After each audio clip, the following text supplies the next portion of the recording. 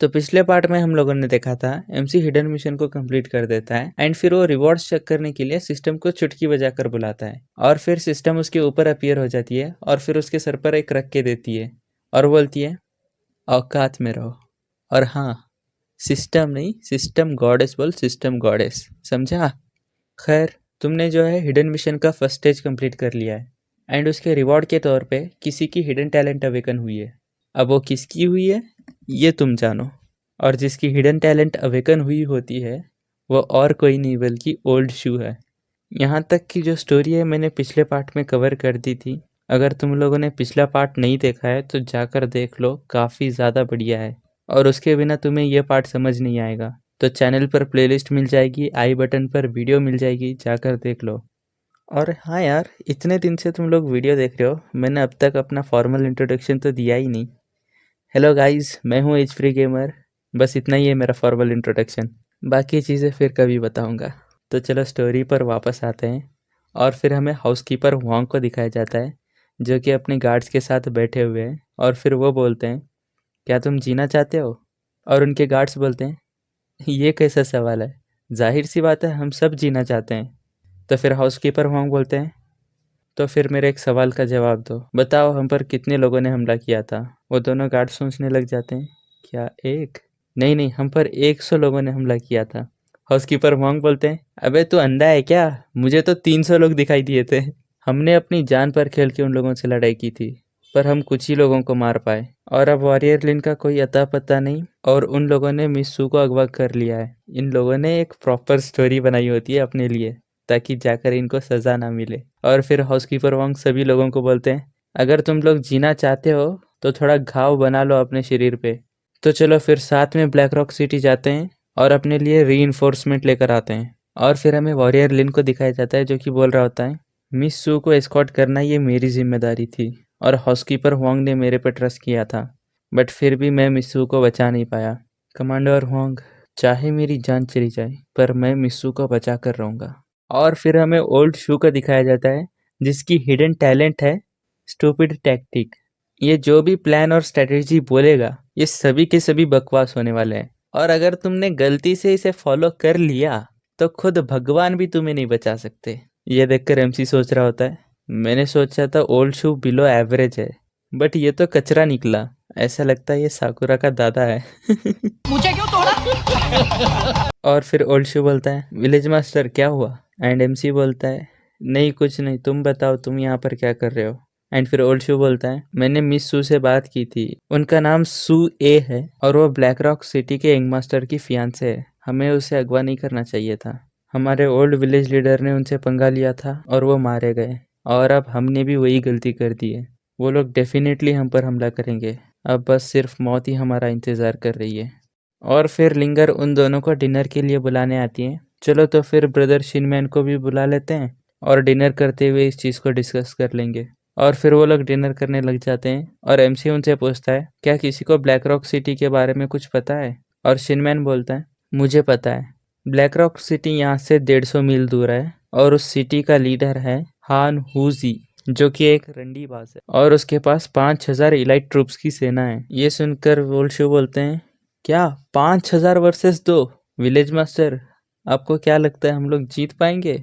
ये सुनकर एमसी गुस्से से बोलता है तो तुम्हें क्या लगता है मुझे क्या करना चाहिए? मैं उसे वापस भेज दूं और बोलूं हमसे गलती हो गई, हमें माफ कर दो? तुम्हें क्या लगता है ये चीज काम करेगी? ये सुनकर ओल्ड शू बोलता है सॉरी, ऐसा प्रिटेंड करिए जैसे मैंने कुछ बोला ही नहीं है। और शिनमैन बोलता है हाँ मुझे लगता है हमें डिफेंसिव होने के बजाय सामने से अटैक करना चाहिए, इससे हमारे जीतने के 70% चांस बढ़ जाते हैं। ये सुनकर ओल्ड शू और उसकी बेटी दोनों रोने लग जाते हैं और बोलते हैं मम्मी रे हम तो मरने वाले हैं। और फिर एमसी उन लोगों को समझाते हुए बोलता है रोना बंद करो, वो लोग पूरे 5000 लोगों को नहीं भेजेंगे, ज्यादा से ज्यादा 100 या 200 लोग ही हम पर हमला करेंगे और यहाँ से ब्लैक रॉक सिटी तक का डिस्टेंस 150 माइल है तो आने जाने में 5 दिन का वक्त लगता है। तो इन आने वाले 5 दिनों में हमें कोई ना कोई एक ऐसी तरकीब निकालनी होगी और उन लोगों पर घात लगाकर हमला करना होगा, तभी हम लोग जीत सकते हैं। और तीसरी बात, उन लोगों ने मेरे बाप को मारा है तो मुझे तो उनसे बदला लेना ही है और ब्रदर शिन की भी उनके साथ दुश्मनी है, तो हम लोग उनसे बदला नहीं ले पाए तो फिर जीने का मतलब ही क्या रहा?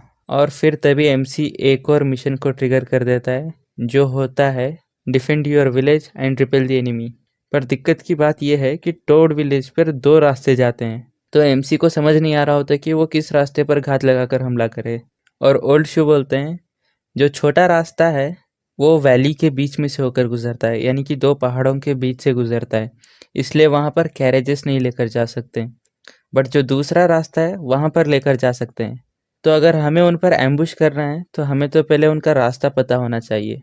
और एमसी सोच रहा होता है अगर मैंने इसकी बात सुनी तो मुझे मरने से फिर भगवान भी नहीं बचाने वाले। और वो ओल्ड शू से पूछता है ओल्ड शू आपको क्या लगता है वो लोग कौन सा रास्ता यूज़ करेंगे। और ओल्ड शू बड़े एटीट्यूड में बोलता है ऑफ कोर्स वो लोग ऑफिशियल रोड चूज़ करेंगे, यानी कि बड़ा रास्ता। और एमसी बोलता है चलो फिर मुझे पता चल गया वो लोग कौन सा रास्ता चूज करेंगे। और ओल्ड शू कुछ सोचने लग जाता है, तो फिर एमसी पूछता है ओल्ड शू आपको क्या लगता है हम जीत पाएंगे। और ओल्ड शू बोलते हैं माफ़ करना लेकिन हम लोग मरने वाले हैं, मुझे नहीं लगता यहाँ पर कोई चमत्कार होगा।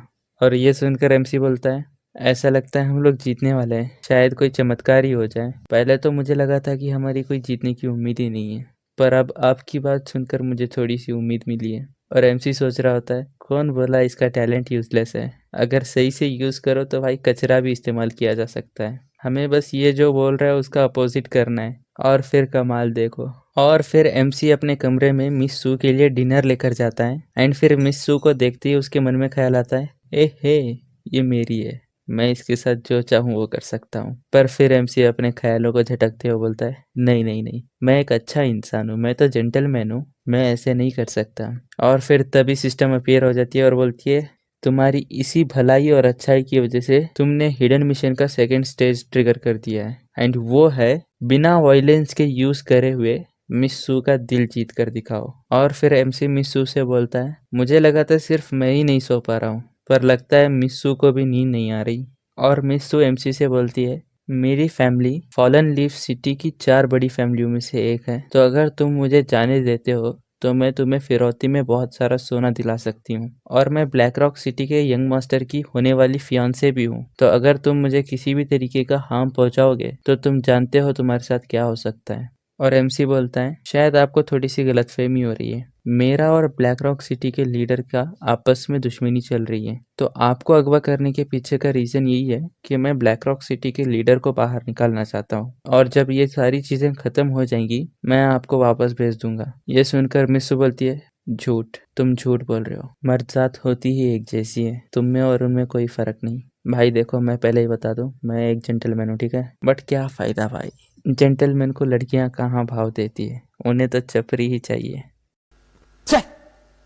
मैं तुम्हें सिर्फ इतना बताना चाहती हूँ तुम मुझे किसी भी तरीके का हार्म मत पहुँचाओ, बदले में मैं तुम्हें बहुत सारा सोना या फिर अनाज दे सकती हूँ। और फिर हमें मिस सू का पूरा डिटेल बताया जाता है, और मिस सू का हिडन एट्रीब्यूट है गुड इंसाइट, यानी कि मिस सू लोगों को काफ़ी अच्छे से परख सकती है। भाई इस चीज़ से ये कंफर्म हो गया है ये मानवा एक फैंटेसी है, एक लड़की और लड़की के पास गुड इंसाइट, लोगों को परखने की क्षमता, ये रियल लाइफ में हो ही नहीं सकती। अगर होती तो लड़कियां छपरियों के पीछे नहीं भागती। भाई पिछले 2 वीडियोस में मैंने लड़कियों को इतना गंदा रोस्ट मारा है, अगर मेरी ये वीडियोस कोई लड़की देख ले उसके बाद तो भाई फिर मेरा कोई चांस नहीं है। लगता है मैं इस जन्म में सिंगल ही मरने वाला हूँ। देख लो यार तुम लोगों को एंटरटेन करने के लिए क्या क्या करना पड़ता है मुझे, अपने फ्यूचर के साथ खेल रहा हूँ मैं। इसी बहाने कम से कम यार अब तो वीडियो लाइक कर दो और चैनल को सब्सक्राइब कर लो। और फिर एमसी मेरी स्किल्स यूज़ करता है, यानी कि मैनिपुलेशन। एमसी बोलता है मैं जानता हूँ तुम्हारी नज़रों में मैं सिर्फ एक दरिंदा लुटेरा हूँ, पर तुम खुद सोच के देखो अगर मैं शांति से जी पाता तो फिर मैं एक लुटेरा क्यों बनता।